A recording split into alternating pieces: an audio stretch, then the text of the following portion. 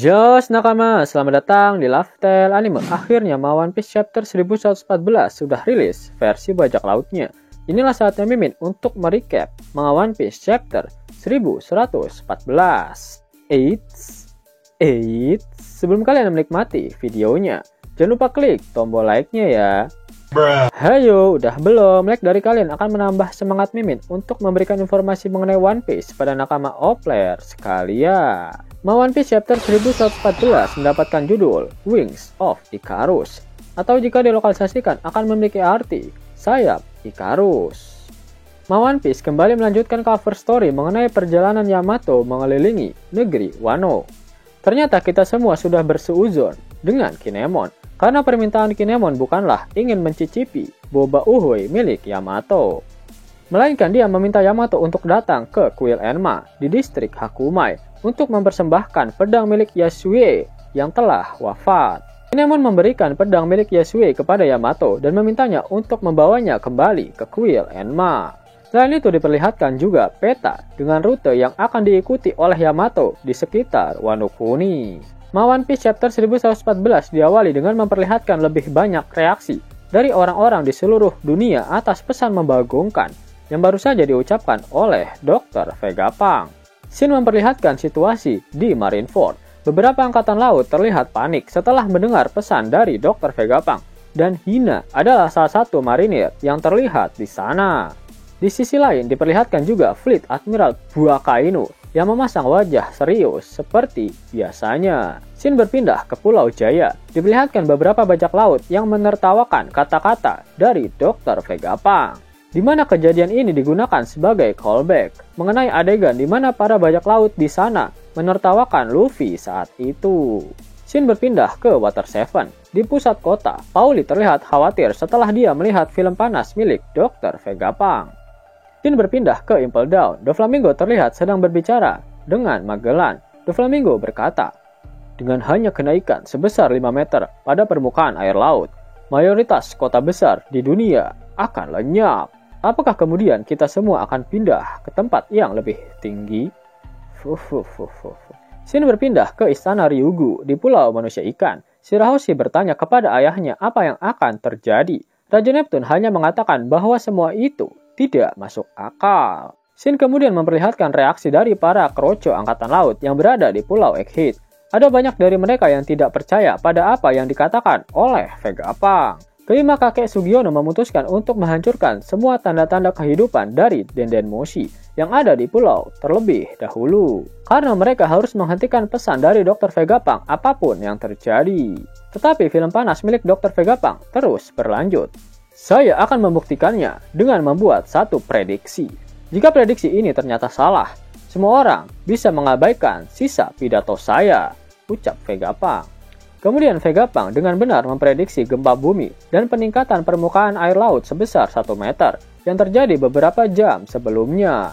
Vegapunk menyimpulkan bahwa ini bukanlah bencana alam semata. Scene kemudian memperlihatkan reaksi dari Smoothie dan Montior. Dia berbicara mengenai gempa bumi yang terjadi lebih awal hari ini, tapi bukankah Vegapunk sudah mati? Ucap Smoothie yang terkejut. Scene kemudian memperlihatkan sebuah pulau yang terendam air dengan orang-orang yang memanjat ke atas rumah mereka dan sekelompok orang lainnya yang mencoba melarikan diri dengan perahu. Scene juga memperlihatkan Lord Tonjit di pulau Longring, Longland, dan Kuzen yang mendapatkan banyak perban di pulau Hachinosu. Mereka tidak mengatakan apa-apa. Pada One Piece Chapter 1114 kali ini tidak diperlihatkan situasi mengenai Sanji dan kelompok Bonnie. Zoro serta Jinbe pun juga tak diperlihatkan. Hanya ada Brook yang meminta mereka semua untuk buru-buru karena sebentar lagi mereka akan melarikan diri dari Pulau Egghead. Scene kemudian memperlihatkan kelompok Nami yang masih bertarung melawan Gorosei Saturn. Chopper masih melindungi Robin dengan wujud guard poinnya. Nami menembakkan petir gacornya babah Zeus ke wajah Saturn. Sementara Lilith menembak Saturn dengan pistolnya. Serangan mereka tak berdampak pada Saturn. Dia lalu menghempaskan mereka semua hingga kayang di udara. Tapi Robin membuat jaring laba-laba dengan lengannya untuk menghentikan teman-temannya. Saturn mengatakan kepada Gorosei yang lainnya bahwa dia akan mengurus semua denden mushi di ruang Mother Flame. Lalu dia berlari melewati kru topi jerami ke laboratorium dan kembali ke bentuk manusianya. Dalam 2 halaman ganda yang epik, Mother Flame terungkap. Itu adalah api kecil yang terbakar di dalam tangki air besar. Lebih tepatnya, api itu terbakar di dalam air. Diperlihatkan juga teks S-108 dan A dan Mu yang tertulis di tangki air tempat tersimpannya Mother Flame. Saturn menghancurkan semua denden mushi di ruangan dengan tongkatnya, akan tetapi film panas milik Dr. Vegapunk terus berlanjut. "Bukan yang ini," ucap Saturn. "Hancurkan semuanya," teriak para Gorosei yang lain. Vegapunk melanjutkan pesannya. "Dosa pertama saya adalah bahwa dengan niat yang tulus untuk menyediakan energi abadi bagi dunia, saya telah terbang terlalu dekat dengan matahari." Kemudian diperlihatkan robot raksasa kuno yang berjalan ke suatu tempat. Para marinir menembakinya, tetapi serangan mereka tidak mempengaruhinya. Luffy, Dory, dan Brogy diperlihatkan masih terus berlari menjauh dari Valkyrie, dan Luffy sudah menggunakan Gear 5-nya lagi. Sementara itu, pesan Vegapunk terus berlanjut.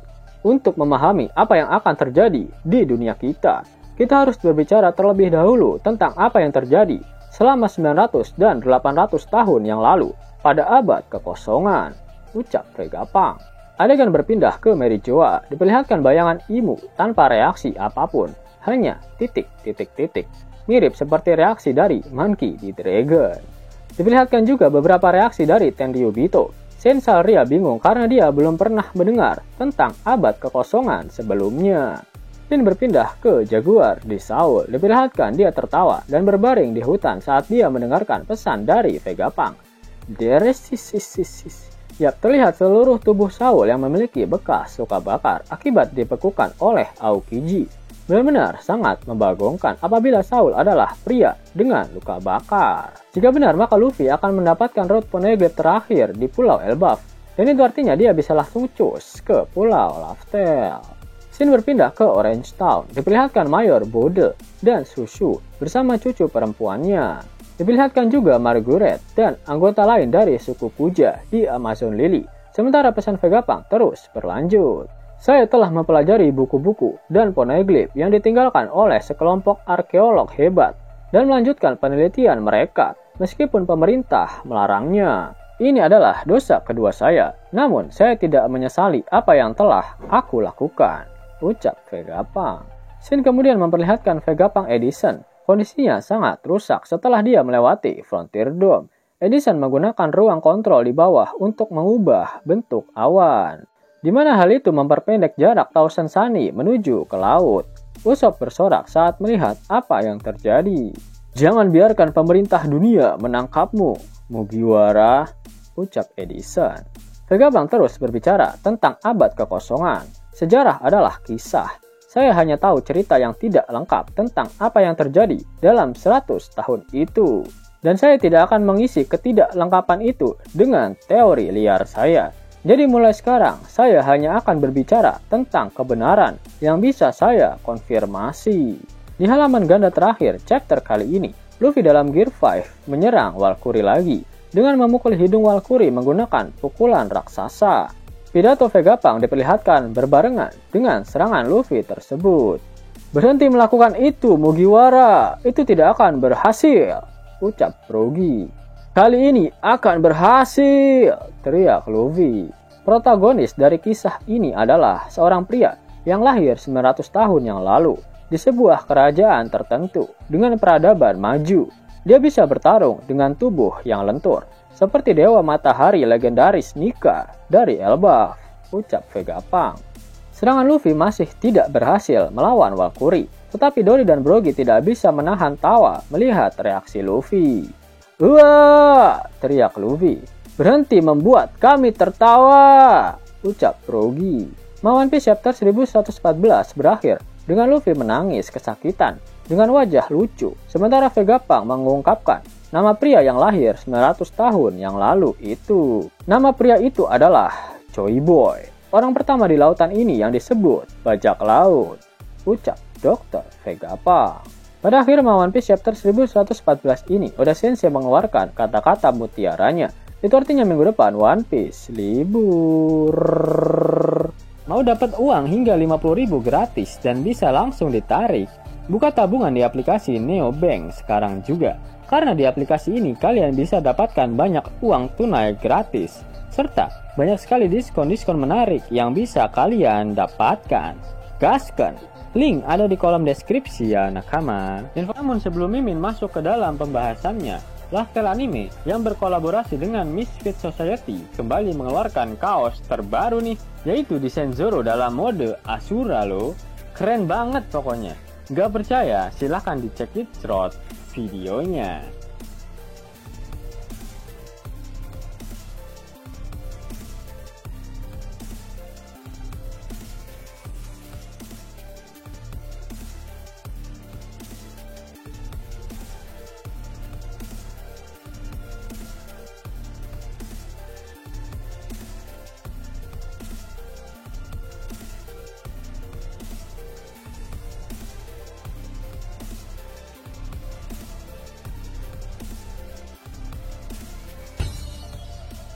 Bagaimana? Keren kan? Bagi kalian nakama Opler, terutama para fan gaynya, Babang Marimo, kudu wajib harus punya baju ini. Gaskan! Link pemesanan ada di kolom deskripsi ya nakama. Jos nakama, itulah video review dan recap untuk One Piece chapter 1114. Jika kalian menyukai video ini, jangan lupa klik like, share, dan subscribe channel ini ya, agar nakama semua tak ketinggalan info menarik seputar One Piece. Arigato!